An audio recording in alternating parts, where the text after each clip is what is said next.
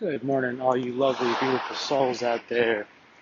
Yeah, so it's early in the morning, around 8 o'clock in the morning, 8:30, California time, West Coast, Los Angeles. And I just wanted to talk about, our morning routines. This will be a quick little podcast. It's season one, episode two, if you would call episode one the trailer, with my homie Trina, actually my girl Trina. I can't say homie, she might get upset on that one. But yeah, so I really want to talk about what these morning routines and waking up, if not super early at a certain time, with some type of a settled schedule and an intention to kind of guide my morning and set my day and my intentions and my goals and just my heart, my mind, and my body in a good space. And for me, that looks a little bit different sometimes. When I'm really on it, like I must say that the mornings for me look like waking up, not touching my phone, going straight into meditation for 10 minutes because, even after 4 years, 10 minutes is not to sound whatever, but kind of like the most I can really, really focus on and do. And I use a guided meditation in the mornings usually. However, as I've grown, I've realized that I now kind of start to do it automatically throughout my day as well because I've done so much intentional meditation that a lot of times I'll silence myself and it'll come naturally for me just to kind of get quiet as I'm going for a walk or even as a drive or even just at the office and just quiet my mind and reflect and internalize some of the situations and things going on around me and just do my best to really see myself from outside of myself. But yeah, this morning I'm actually headed out to the gym, LA Fitness, right around the corner from my house. And it's also, a very good thing for me anyway, and most people I'd imagine, is to start some movement in the morning. I walk about 10 or 15 minutes to get to the gym and do a 20, 30-minute workout, and I try to do that every morning I can. We're not superhuman over here. I'm definitely not, far from perfect, but I do my best to make it out whenever I can, either yoga or a gym workout. And what this has done for me, it's really helped me, in massive ways of just really focusing my attention on certain things in the morning. I really feel like when I'm up early, especially before everybody else did, like I just have that much more focus and clarity, and there's that much more peace and quiet, and I can kind of really dial in on what I need to do and what I'm thinking and what's going on in my life. So yeah, there's just so much power from it. Um, 4 years ago, I read a book by Robin Sharma, um, and listened to a lot of his podcasts and things. And he spoke a lot about, having a really powerful morning routine. For me, myself personally, in my younger life, I was always forced to wake up in the morning at boot camp with, pots and pans and being cursed at woken up, or, for school even, and for different things like that. Even in jail and prison, they wake you up at like 3 or 4 a.m. for chow call, and, and which is a totally different thing. But one thing I have realized, since I do want to speak to people, in prisons and schools and pain and trauma and hospitals, wherever else, you might be in whatever stage you might be in, is that no matter where we are, physically, even mentally and spiritually sometimes, there are parts of it that we can control.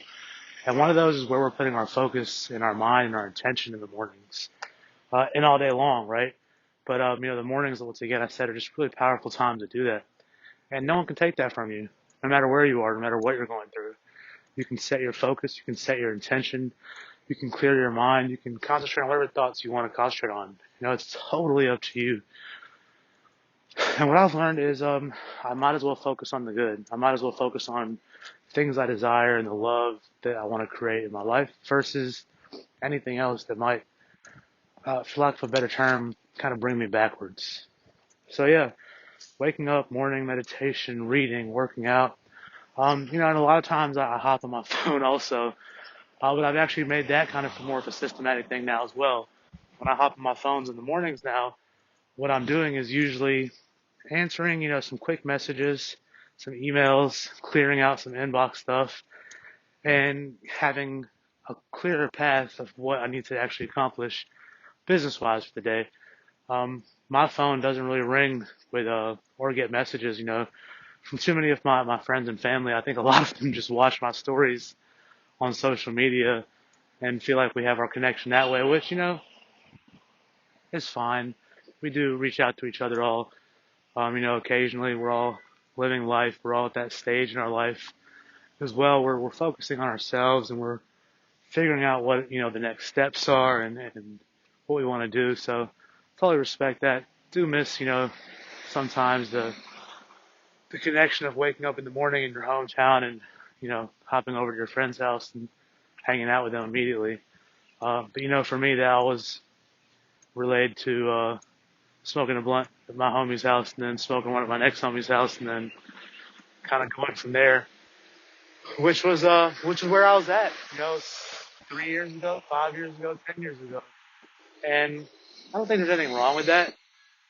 For me, I just finally realized that there's more that I want, and these things aren't going to get me to those things that I do want. So I should try to start reshaping them, what I'm doing, and moving into something more progressive. And that's what I did.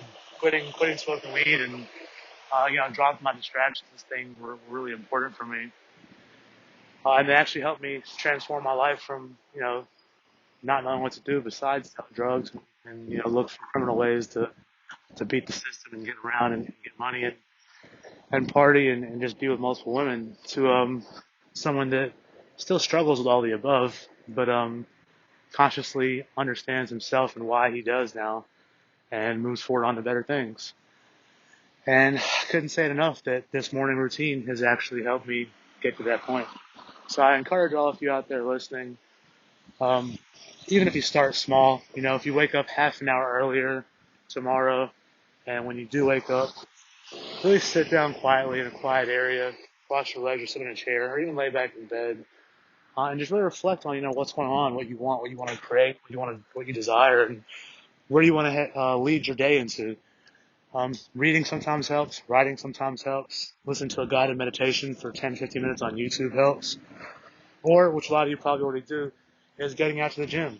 And I encourage you, which, once again, everyone has their own methods and modalities. I encourage you to possibly listen to a podcast or a tape or something versus every single morning just listening to music, when you're working out.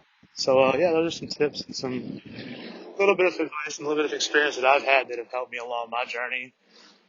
Blessings to all of you on your journey, and tune in to me for the next episode. Let's talk about something else. Love y'all. Peace, peace.